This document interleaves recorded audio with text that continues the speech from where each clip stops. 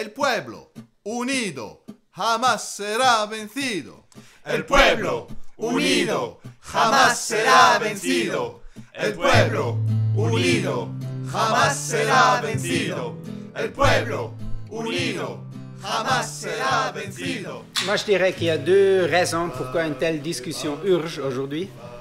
En premier lieu, l'année 2023, c'était une année avec le chiffre record de conflits armés, chiffre record de nombre de pays en guerre, chiffre record de réfugiés au niveau mondial, chiffre record de dépenses militaires dans les pays de l'OTAN et chiffre record de morts parmi des travailleurs humanitaires dans des conflits armés, ce qui prouve qu'on vit aujourd'hui dans une période de guerre et que la classe dominante, elle n'apporte vraiment plus aucun progrès pour cette société. Et la deuxième raison pour moi, c'est que l'expérience des dernières 2 années ont montré qu'en tant que courant politique, sans une méthode scientifique sur la mer, on est politiquement totalement paumé, totalement perdu, une fois que ces guerres éclatent. Et parce que quasi toutes les organisations de gauche, ils ont perdu le jour de l'éclatement d'une guerre, ils perdent leur boussole, soit elles soutiennent un ou leur côté impérialiste, soit ils sont tout simplement des pacifistes inutiles et confus, soit ils sont neutres face à des opprimés qui se font massacrer ou qui se défendent. Et nous, dans cette présentation, on examine le travail de Lénine pendant la Première Guerre mondiale, non parce qu'il était en exil en Suisse particulièrement, où il s'est dû battre avec des politiciens particulièrement provincieux bornés, mais parce que pendant cette période, il s'est concentré sur la défense des positions de base de la position marxiste sur la guerre. Et il les a approfondies et concrétisées selon la situation. Et ce travail de Lénine, cela nous aide aujourd'hui à étudier la position générale des marxistes sur la guerre. Et à la fin de la présentation, je vous avertis juste qu'on fait un petit saut géographique à la Russie, où Lénine, après, il défend ses positions dans un contexte tout à fait différent que ce qu'il a dû faire en Suisse. Mais pour commencer avec le début de la guerre et le début du raisonnement de Lénine, on commence avec la guerre qui éclate en août 1940.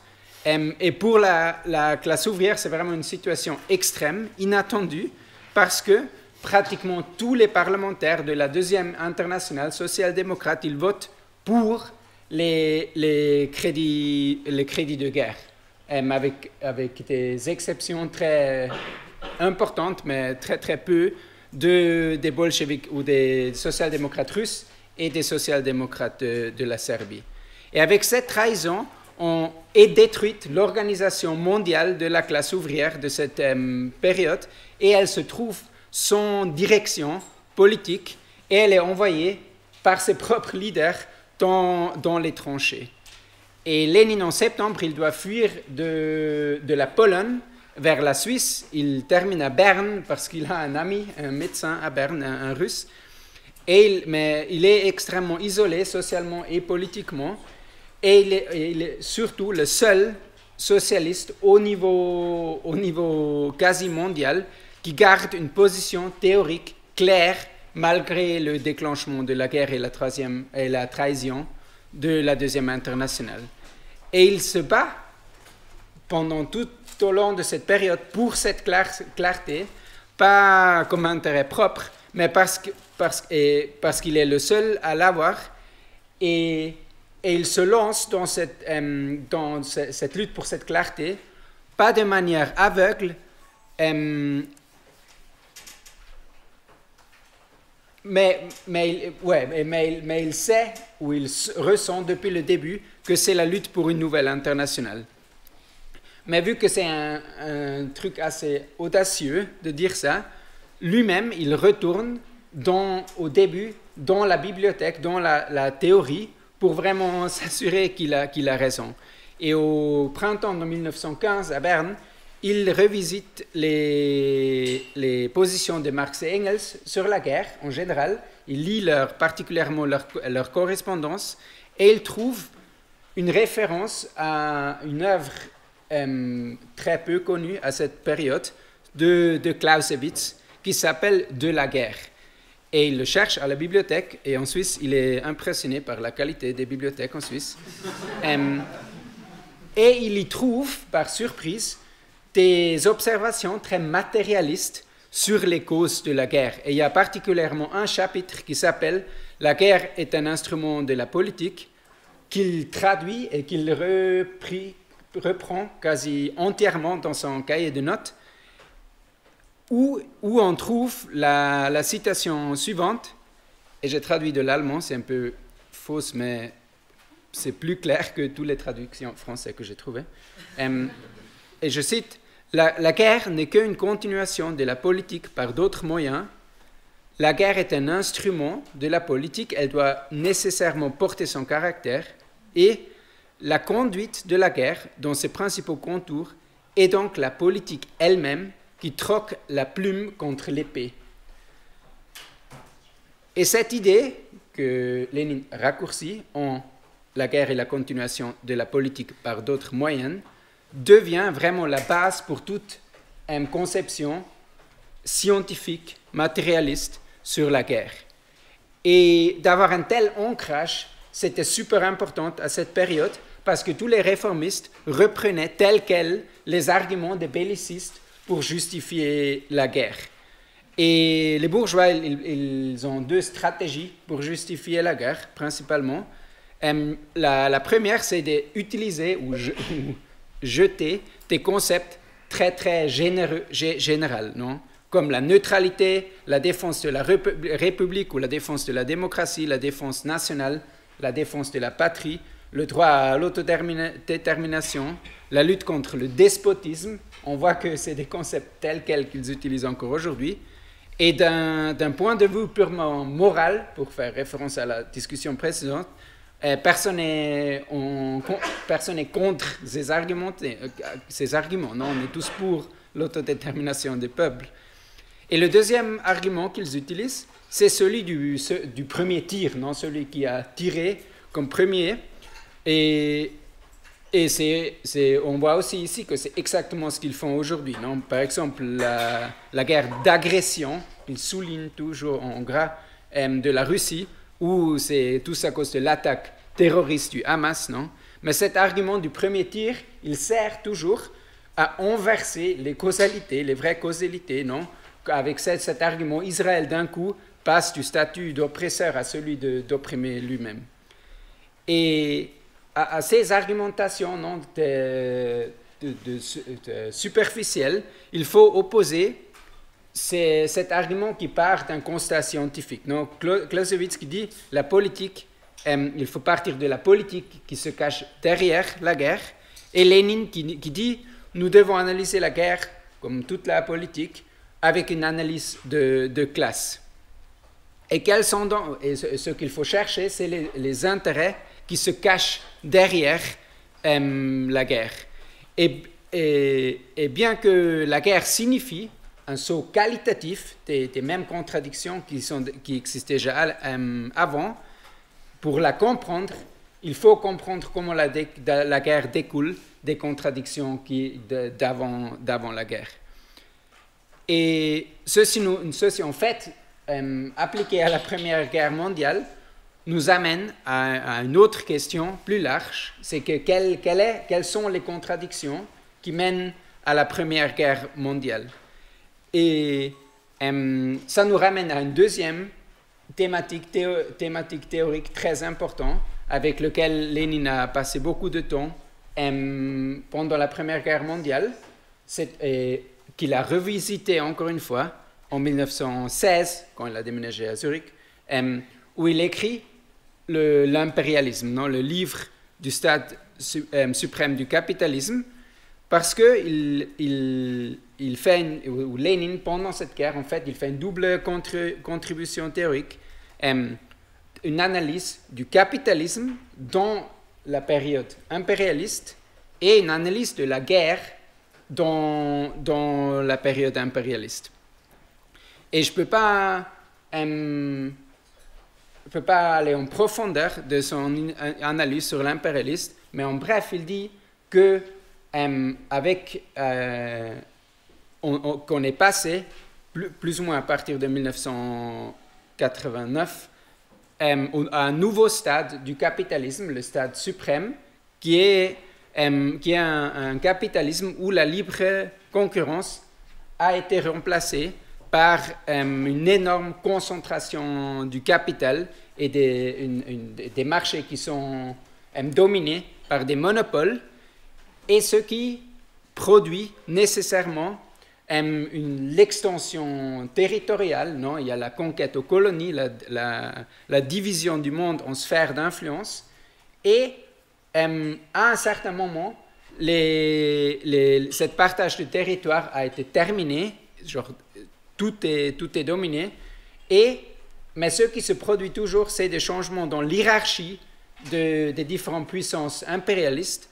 Il y a des impérialismes ascendants, comme par exemple l'Allemagne, et des impérialismes en déclin, comme la Grande-Bretagne, notamment à cette période.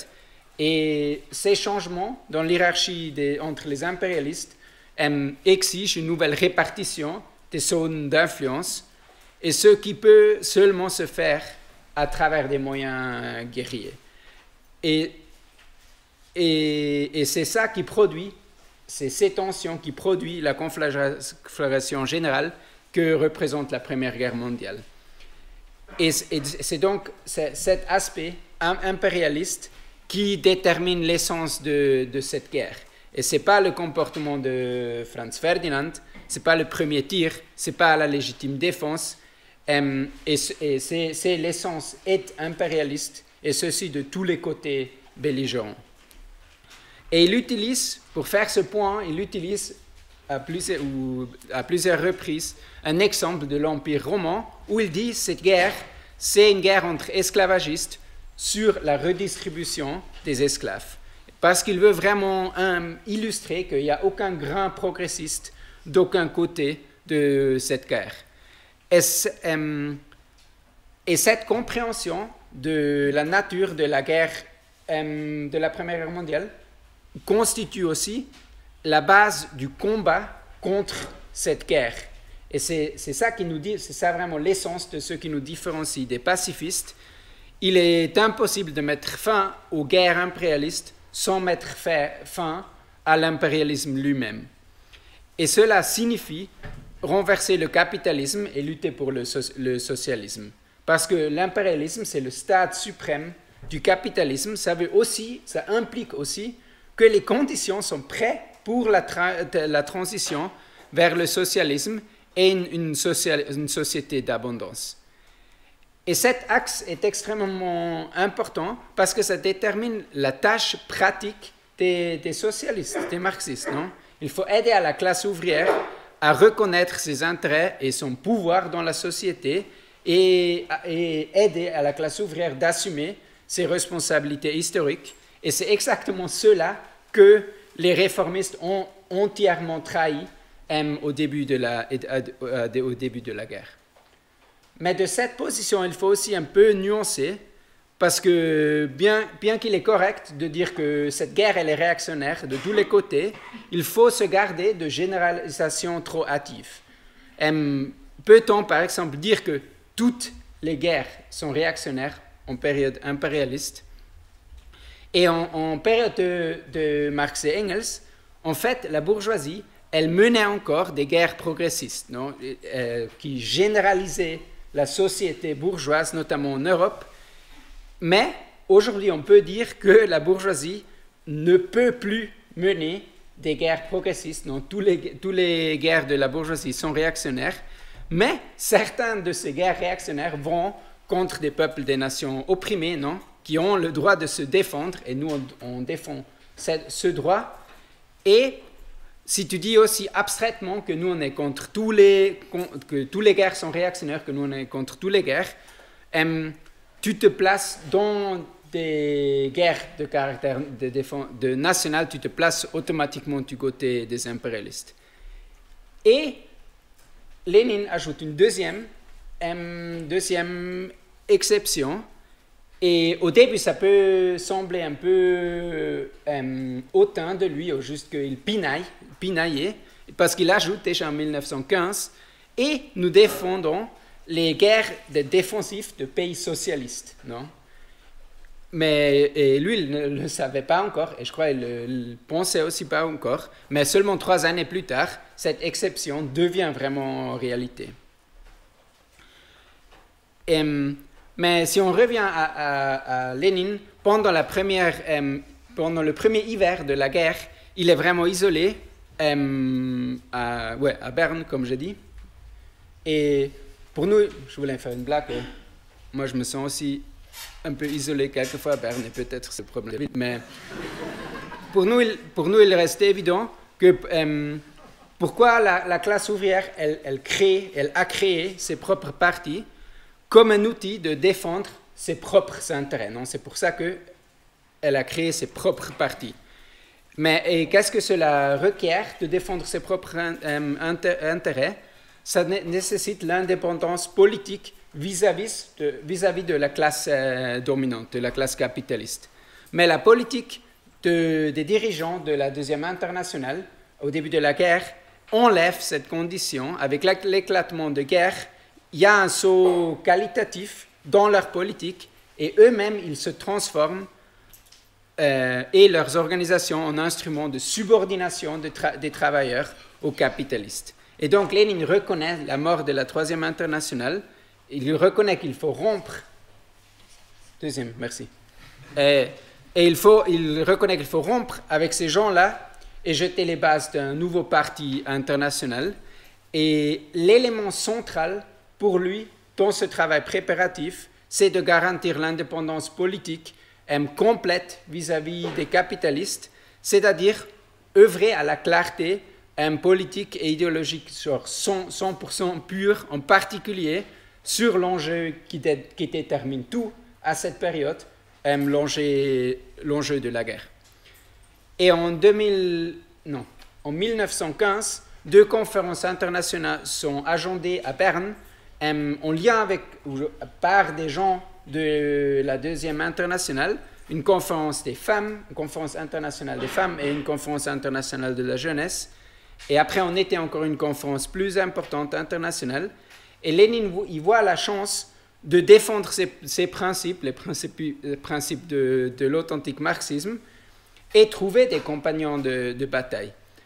Et à cette fin, il se prépare en distillant ces principes de base de la position marxiste dans plusieurs documents, notamment un qui s'appelle « La guerre et la social-démocratie russe », qui est publié en septembre 1914, donc immédiatement après le début de la guerre, une résolution de la conférence des sections étrangères du Parti social-démocrate russe, et le premier œuvre qui est vraiment complet, qui s'appelle « Le socialisme et la guerre, la position du Parti social-démocrate russe », qui est publié en été 1915 et qui est vraiment, si vous lisez un texte, je vous recommande vraiment de lire celui-ci. Mais il ne fait pas seulement ce travail théorique, mais il prépare aussi organisationnellement le combat à ces conférences des bolcheviks, en tout cas de ceux qui arrivent à le rejoindre. Et ce qui souligne vraiment que lui, il voit toujours ces deux choses, non, la clarté théorique et la défense de ses positions. Il faut souligner que seulement 2 jours après son arrivée à Berne, en septembre, il organise une conférence qui s'appelle la conférence dans la forêt, parce qu'on dit qu'elle a pris place dans la forêt, de 7 personnes, je crois que c'était lui, sa femme Sinoviev et sa femme, ce médecin russe, et encore 2 autres qu'ils ont trouvés, mais où ils font une discussion profonde qui publie après le premier manifeste, et où pour lui c'est vraiment une préparation à la guerre avec ses compagnons. Et ce document de septembre contient déjà la phrase, je cite, « En dépit de tous les obstacles, les masses des travailleurs créeront une nouvelle internationale ». Il le dit comme si c'est un fait. Non? Et Ouais, et après, il organise encore une conférence de tous les bolcheviks en exil de l'Europe. Il y a même des bolcheviks de Japon qui viennent. Et c'est grâce à cette préparation politique que tous les historiens doivent constater avec perplexité, après avoir lu les comptes rendus des procès-verbaux de ces conférences, qu'en fait, Lénine prend très peu la parole lui-même à ces conférences, mais il laisse manifestement une marque sur ces conférences, non, même si ce n'est pas lui-même qui prend la parole. Et quels sont les principes qu'il défend inébranlablement, Lénine? Le premier principe, c'est le refus de la défense de la patrie. Parce que, par exemple, la bourgeoisie allemande, elle dit que cette guerre, c'est une défense nationale contre le tsar et les Russes barbares. La bourgeoisie française dit que c'est une défense des valeurs de la République contre l'empereur allemand. Et les réformistes répètent juste ces arguments et les portent dans la classe ouvrière et les justifient par des arguments sociaux. Et c'est pour ça que Lénine les appelle les sociaux-chauvins.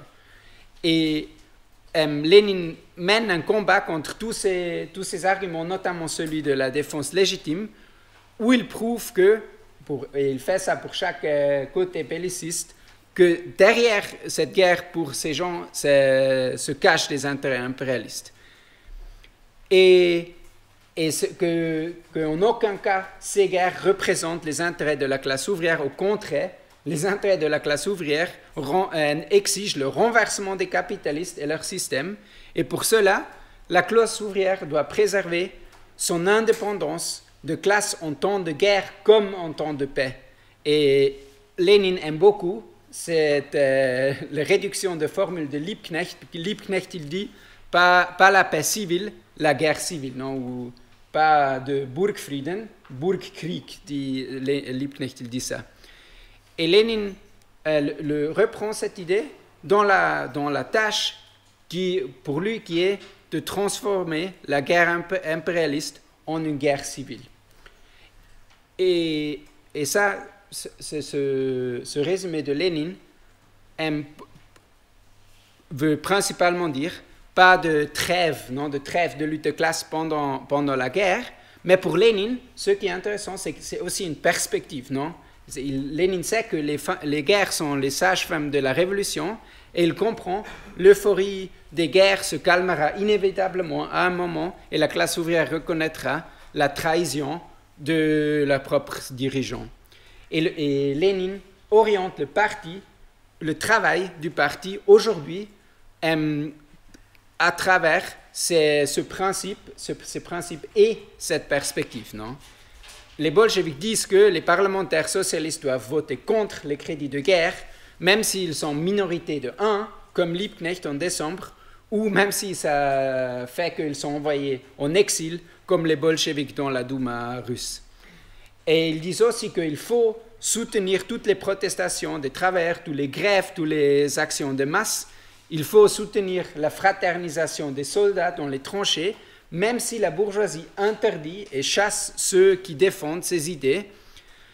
Et si ce n'est pas possible de faire ça légalement, alors ce n'est pas une justification d'abandonner ça, mais il faut créer des réseaux clandestins dans l'armée aussi, car nous ne pouvons pas nous adapter à la légalité bourgeoise, nous devons défendre le programme correct, vrai, peu importe les circonstances. Et la réponse de la plupart des sociodémocrates, c'est « Ah ouais, non, en fait, on est totalement d'accord avec ces positions en temps de paix. Mais actuellement, on est pendant une guerre et donc ce n'est pas possible. Non?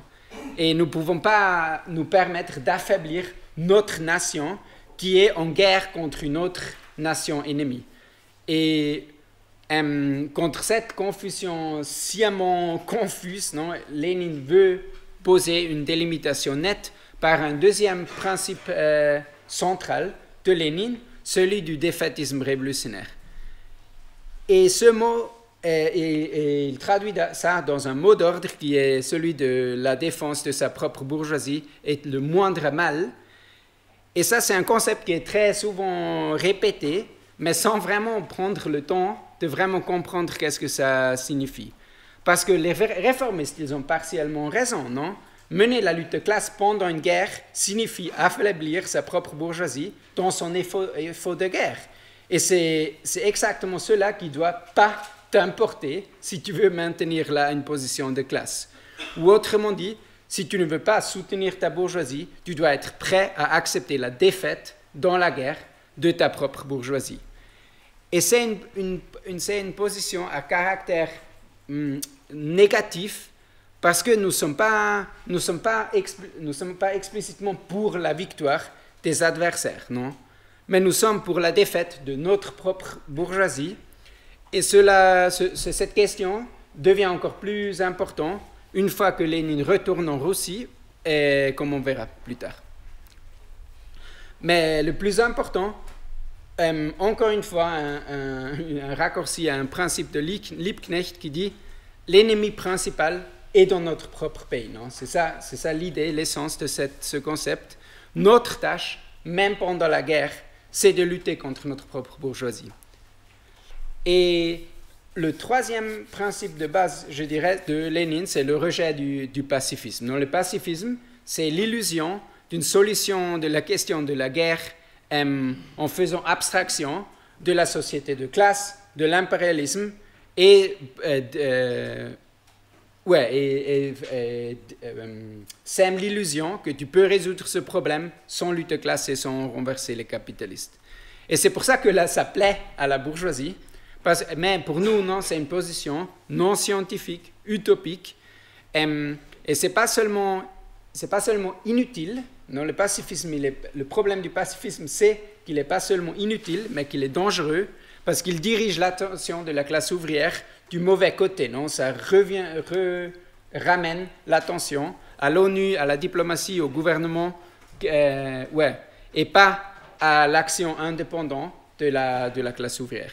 Et c'est pourquoi que Trotsky appelle le pacifisme le petit valet de l'impérialisme, et c'est pour ça que Lénine le combat très durement.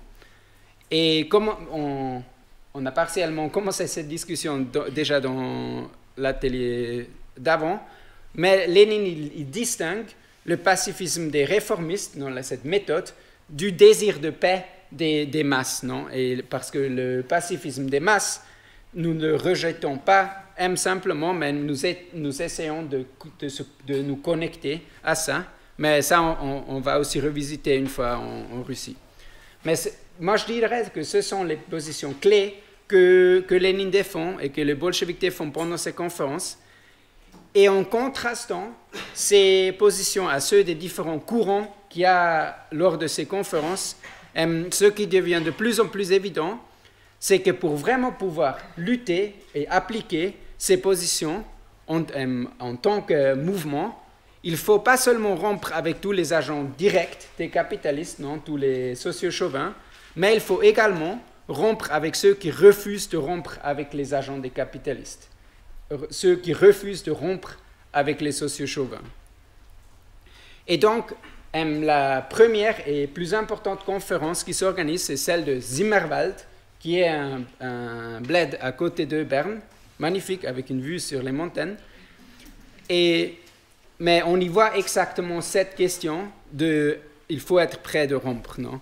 Parce que dans la Deuxième Internationale, il y avait en fait 3 courants politiques centrales. À droite, les socio-chauvins. À gauche, les internationalistes conséquents, révolutionnaires, non, la minorité autour de Lénine. Et entre deux, il y a ce qu'on appelle les centristes, dont les principaux représentants sont Kautsky en Allemagne, et en Suisse, ils ont aussi un représentant qui s'appelle Robert Grimm. Et lors de Zimmerwald, les socio-chauvins ne sont pas invités, ou ils ne veulent pas venir en tout cas, et donc la grande majorité des participants sont des centristes. Et en première vue, ils sont d'accord que la guerre, c'est une guerre impérialiste, et qu'il faut lutter contre cette guerre, qu'il faut rompre avec la collaboration de classe et le Burgfrieden, non, cette trêve de la lutte de classe. Mais ils ne sont pas prêts à critiquer publiquement les socio-chauvins dans leur propre parti pour leur rôle et leur collaboration. Et c'est pourquoi une dispute éclate lors de cette conférence aux conclusions pratiques qu'il faut tirer et qu'il faut mettre dans le manifeste de cette conférence. Et la gauche autour de Lénine propose d'inclure, premièrement, la dénonciation des choses socio-chauvins pour leur trahison, pour que les ouvriers la comprennent la défaite de la deuxième internationale. Et ils veulent aussi inclure la lutte contre le Burgfrieden, la trêve sociale, et que tous les parlementaires sociodémocrates doivent voter contre les crédits de guerre. Et il y a un délégué allemand qui s'appelle Ledebourg, qui après devient le leader de l'USPD, donc la scission de gauche du PS, qui hurle et qui menace de quitter la conférence si cela est adopté. Et lui, il dit, je cite, « Celui qui signe un tel manifeste lui-même a le devoir d'aller de l'avant. » Et c'est considéré comme une insulte à Lénine, non, que vous faites que parler ici depuis l'exil. Mais en fait, il y a une profonde vérité freudienne dans cette citation, parce que pour Lénine, il est clair que le devoir de la direction, c'est d'aller de l'avant, œuvrer pour la clarté politique et tirer les conclusions pratiques de ça. Et c'est exactement de cela que les centristes prennent panique, non? Parce qu'ils craignent vraiment le conflit avec la droite dans les partis. Pourquoi? Parce que dans leur espoir de faire, eux, ils espèrent de pouvoir faire renaître la deuxième internationale. Et derrière cet espoir se cache qu'ils n'ont pas consciemment rompu scientifiquement avec le réformisme. Et c'est pour ça qu'ils font maintes fois des concessions politiques et des compromis. Et c'est ce qu'on voit aussi à la résolution adoptée par Zimmerwald, qui contient certes des problèmes, des positions tout à fait correctes. Ça dit que c'est une guerre impérialiste, ça dit qu'il faut lutter contre l'unité nationale et la trêve sociale, ça dit qu'il faut lutter pour l'internationalisme, mais elle omet les questions clivantes et ne pose juste pas de conclusions pratiques. Et la gauche autour de Lénine, même s'ils étaient une claire minorité, ils étaient 4 des plus ou moins 40 délégués, mais ils se battent pour la clarté lors de cette conférence. À ce fin, ils impriment en allemand le document Socialisme et guerre pour chaque participant, pour qu'ils ne peuvent pas dire qu'ils ne l'ont pas lu. Et les bolcheviks et la gauche votent finalement pour la résolution de compromis, même si elle n'est pas parfaite, à condition, et c'est intéressant, à condition que leur propre résolution, la résolution de la gauche, soit inscrite au procès verbal officiel. Et dans ce document, ils expliquent justement ce qui... ils expliquent que le fait de cacher la vérité, les questions clivantes, c'est ça qui confond les travailleurs, non? Ils disent, mais vous dites A dans la résolution, mais dans les faits, vous faites B, vous affirmez que vous voulez rompre avec la défense nationale, mais tous vos parlementaires votent le contraire dans le Parlement. Et ça montre que les centristes, ils cherchent une voie intermédiaire qui n'existe pas dans la réalité. Et ce n'est pas étonnant que pendant cette période, la gauche centriste soit dirigée par un centriste suisse, parce qu'en Suisse, il y a les mêmes contradictions partout, mais vu que ce n'est pas un pays belligérant, directement impliqué dans la guerre, les contradictions semblent un peu moins aiguës, et donc Robert Grimm, ce politicien, peut jouer un rôle de leader pour une certaine période, qu'on verra qui se termine très rapidement. Et la résolution finale de Zimmerwald représente objectivement un pas en avant dans la situation, parce que c'est enfin un contrepoids à la direction et la trahison de la deuxième internationale, et il s'agit vraiment de la première lueur d'espoir pour une position révolutionnaire internationale pendant la guerre. Et en plus, Lénine réussit à nouer des premiers contacts internationaux, de nouveau sortir de son isolement. Il organise la gauche de Zimmerwald, il s'appelle comme ça, et avec ça, il jette vraiment les premières pierres pour la troisième internationale. Et ce n'est pas pour rien qu'on appelle Zimmerwald aussi le Grütli de l'Union soviétique, lieu mythique de... Ouais. Et pour retourner en Suisse, 2 mois après, Zimmerwald, le Parti socialiste suisse, a un congrès en novembre 1915 et Grimm obtient que le PS se positionne sur les positions de Zimmerwald, contre l'avis de son propre comité directeur, et avec un important soutien de la base, 330 voix contre 51, et c'est le seul parti de la Deuxième Internationale qui fait cela, qui prend ses positions pendant la guerre. Et le fait que la gauche du PS est la plus forte à Zurich motive Lénine de s'y installer là-bas en février 1916. Et il adhère au club de qui est un club de débat, qui s'appelle comme ça, mais c'est un club de débat de la gauche du PS, où il nous contacte avec d'importants socialistes de gauche suisse, notamment Fritz Platen, qui devient plus tard, qui fait partie de la première direction de la Troisième Internationale, Ernst Nobs, qui fait aussi partie de la gauche, qui devient le premier conseiller fédéral suisse et un opportuniste de premier rang, et Willy Münzenberg, qui est à ce moment à la tête de l'organisation de jeunesse du Parti socialiste, et qui dirigera plus tard l'organisation de jeunesse de la Comintern. Et la première chose que fait Lénine, c'est qu'il fait de ce club de débat un club d'action avec des résolutions qui sont portées dans la lutte à l'intérieur du parti. Et en 1916, l'année prochaine, Grimm organise une nouvelle conférence, cette fois à Kiental, qui est un bled encore plus paumé, à côté de Berne. Mais une nouveauté, c'est que le PS en entier soutient cette conférence, et cela représente le glissement à gauche de la base du PS, ce qui est en fait un phénomène international, non? Et ça se manifeste aussi à la conférence parce que la gauche est 50% plus forte et elle a 12 délégués à Kiental. Et la résolution finale de Kiental va aussi plus loin que Zimmerwald. Elle contient une critique explicite des socio-chauvins. Elle appelle à la rupture avec l'unité nationale et elle demande le rejet des crédits de guerre dans les parlements. Et donc, Kiental marque encore une fois un pas vers la gauche, mais cela ne signifie pas que les centristes ont rompu sur le fond avec le réformisme. Et cela devient rapidement une évidence. Au congrès du PS en novembre 1916, les décisions de Kiental sont au centre du débat.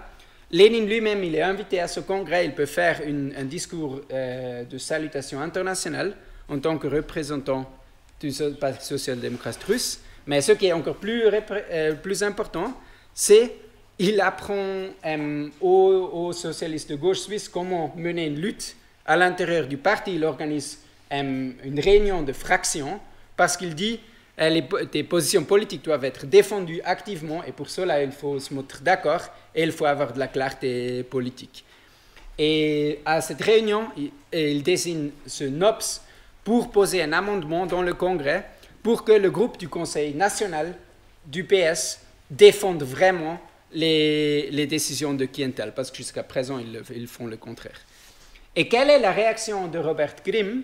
Il ne vote pas contre ces amendements, mais il les dilue, il les change, et après, il propose l'acceptation de ça. Et c'est vraiment typique du centrisme, ça reflète vraiment le mépris devant la clarté politique, parce qu'il dilue les différences politiques de nouveau, et avec ça, il sème de nouveau la confusion.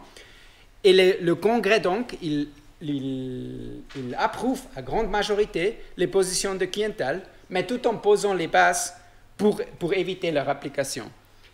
Et il est évident à tout le monde que lors du prochain Congrès, ça va clasher, ou on va devoir trancher cette position.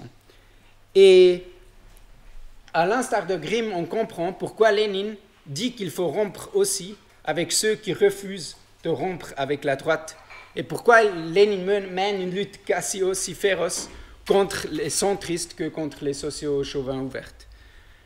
En décembre 1916, le comité directeur du PS commence les préparations pour ce congrès qui va devoir trancher sur la question militaire, et il y a un social-chauvin qui s'appelle Klöti qui déclare, je cite, « Le traitement de la question militaire en ce moment, pendant la guerre, pourrait avoir des graves conséquences pour le parti. Non, espérons-le. Et sa proposition, c'est de reporter la décision sur la question militaire jusqu'à après la grève. Et tout le groupe parlementaire du PS menace avec la scission et le retrait du Parlement. Et bien sûr, toujours avec les argumentations racistes de l'influence étrangère dans le parti. Et donc, Münzenberg lance le défi à Grimm, mais c'est toi qui as organisé Kiental, pourquoi ne devons-nous pas appliquer les décisions pour les crédits de guerre? Et Grimm, il répond, je ne suis pas pour les crédits de guerre, mais je combats la contrainte à une idée.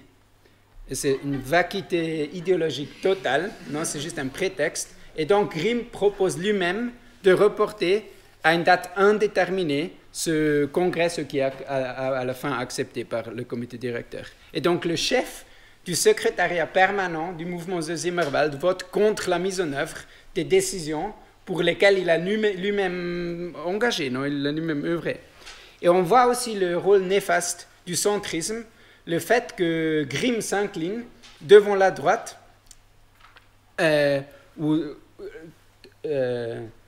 relève exactement de la nature du centrisme, non? C'est une oscillation entre la réforme et la révolution au lieu d'une rupture politique consciente avec le réformisme.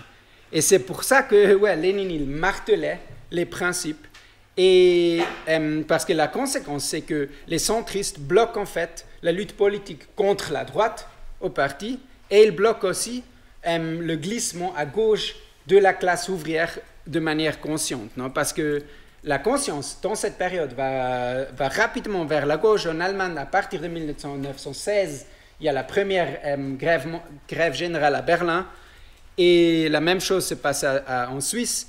À l'Assemblée, Lénine il va régulièrement aux assemblées du parti à Zurich, où ça parle régulièrement de l'inflation notamment, et du service actif de la mobilisation militaire, qui est un grand problème. Et à Zurich même, il y a un bolchevique qui est élu, un bolchevique en exil qui est élu au comité directeur du PS de cette ville, ce qui montre vraiment la radicalisation. Mais les centristes empêchent que la classe ouvrière tire consciemment les conclusions politiques au sein de leurs propres organisations. Et c'est ça qui est grave, parce que le PS suisse, il aurait eu à cette période une responsabilité particulière, parce que c'est le seul parti social-démocrate en Europe qui peut organiser légalement les conférences sans censure. Et donc la question sur la lutte contre la guerre aurait pu être discutée ouvertement par la classe ouvrière dans sa propre organisation démocratiquement pendant la guerre. Et ça aurait eu un impact international puissant, mais c'est exactement ce que la droite du parti, soutenue par les centristes, a empêché dans l'intérêt de la bourgeoisie. Et Lénine, il continue à travailler avec le club de Kiev. Il écrit un programme pour eux, pour préparer la lutte lors de ce congrès reporté. Et ce programme s'appelle « Les tâches des radicaux de gauche » au sein du Parti social-démocrate suisse, et il est super intéressant, vous le trouvez sur Internet ou sur les œuvres complètes. Et le problème, c'est que Nobs, Platen et Münzenberg, les autres de la gauche, ils ne se sont pas pris le temps de vraiment comprendre les principes politiques derrière les positions de Lénine, et c'est pour ça qu'ils se sont trouvés totalement démunis à ces manœuvres, parce qu'ils n'avaient pas de fondement politique propre sur lequel ancrer leur résistance dans le parti. Mais le travail de Lénine n'est pas resté sans effet, notamment à cause de certains jeunes cadres qu'il a formés, qui vont jouer un rôle central dans l'établissement du Parti communiste suisse plus tard, mais c'est notre histoire. Parce que maintenant, en avril ou en mars 1917, éclate la révolution russe, et c'est là qu'il faut faire un saut que Lénine il a fait dans le train, vers la Russie, où c'est vraiment l'examen final de Lénine, parce qu'il doit appliquer magistralement sa méthode marxiste dans des circonstances totalement différentes. Un pays en guerre, et la guerre détermine toujours toute la vie et la politique russe, Et deuxièmement, un pays en révolution est le tsar qui a été renversé, ce qui pose la question qu'est-ce que cela signifie politiquement pour la lutte des communistes en Russie. Et Lénine, il procède de la même manière qu'avant. Il demande de quoi est-ce que la guerre est le prolongement, quels sont les intérêts de classe derrière cette guerre, et en particulier, quel est le caractère du nouveau gouvernement provisoire en Russie. Et il conclut, c'est un gouvernement bourgeois, un gouvernement des capitalistes qui est des grands propriétaires foncières, et la guerre reste leur guerre pour atteindre leurs objectifs. Notamment, dans le cas précis, reconquérir la Pologne, éteindre l'influence au Balkan, contrôler les détroits de mer turcs.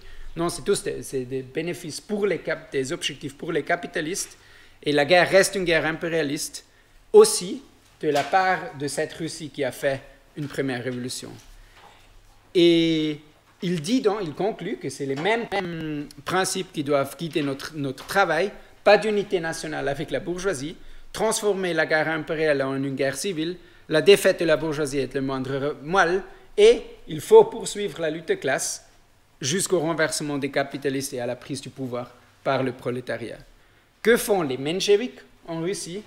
Ils entrent dans le gouvernement avec les capitalistes, ils légitiment la guerre, ce qui est typiquement socio-chauvin, et Lénine dit qu'il ne faut surtout pas céder à cette complaisance et à l'unité nationale, pas de confiance, pas de soutien au gouvernement provisoire. Et en Russie, c'est différent qu'en Suisse, non, ce n'est pas une lutte pour des votes à une conférence, c'est une lutte d'un parti dans une situation révolutionnaire pour gagner les masses. Et donc, qu'est-ce qu'ils font? Lénine dit qu'il ne faut pas appeler abstraitement à la guerre civile, mais il faut montrer concrètement qu'est-ce que cela signifierait en Russie. Et il faut expliquer patiemment, en prenant compte de l'état de la conscience et des illusions spécifiques des travailleurs et des paysans russes dans cette période. Et il y a un élément que Lénine souligne, et c'est cet esprit de la défense honnête de la patrie. Non, c'est des ouvriers qui ne veulent pas perdre, qui ne veulent pas être conquis par l'empereur allemand, par l'armée allemande, qui ne veulent pas perdre les acquis obtenus grâce à la chute du tsar. Mais le gouvernement provisoire profite de façon opportuniste de ce sentiment pour poursuivre une guerre de conquête. Et donc, pour les bolcheviks, il s'agit de renouer avec les éléments positifs dans ce sentiment et à partir de là, expliquer patiemment pourquoi ce n'est pas la personnalité des gens au gouvernement qui détermine le caractère de la guerre, mais l'intérêt de classe derrière, et que seul le renversement du gouvernement et la prise du pouvoir des ouvriers et des paysans peut réellement mettre fin à la guerre et satisfaire leurs revendications. Et ça, ils expliquent de manière suivante. Premièrement, ils disent que la bourgeoisie fait la guerre pour ses propres intérêts, pas pour les nôtres. Elle s'enrichit, elle spécule, elle est corrompue pendant la guerre. Et aussi, si on veut vraiment lutter contre la faim, il faut exproprier les capitalistes, il faut planifier l'approvisionnement alimentaire à travers les soviets.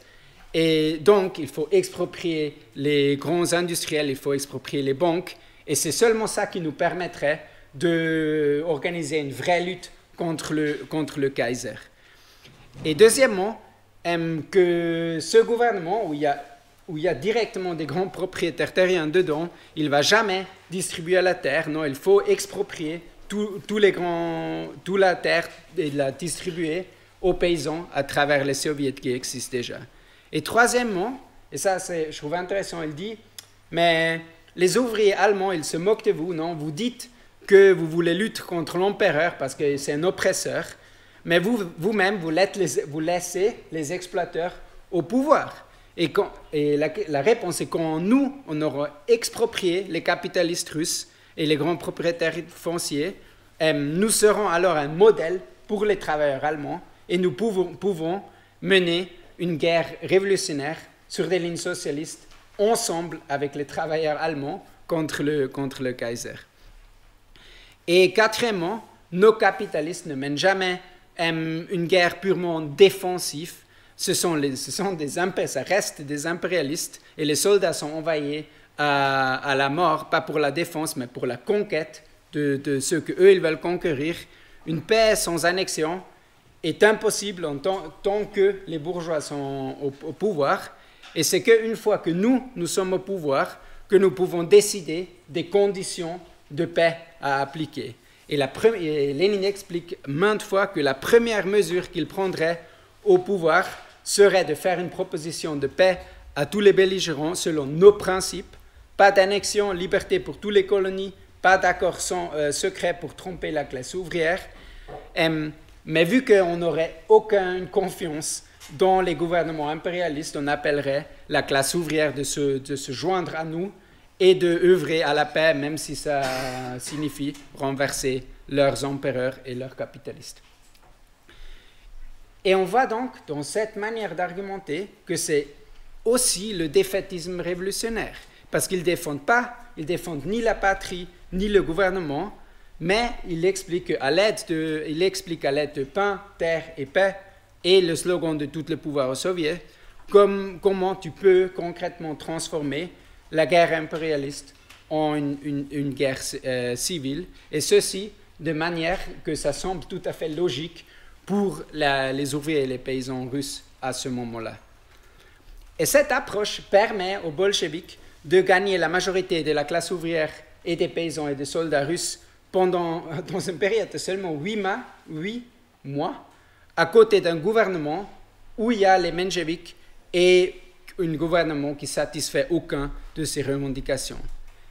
Et à partir de septembre, il devient clair que les conditions sont prêtes pour que la classe ouvrière peut prendre le pouvoir, et une nouvelle fois un changement tactique radical s'opère, mais qui reste dans ce que Lénine a expliqué auparavant.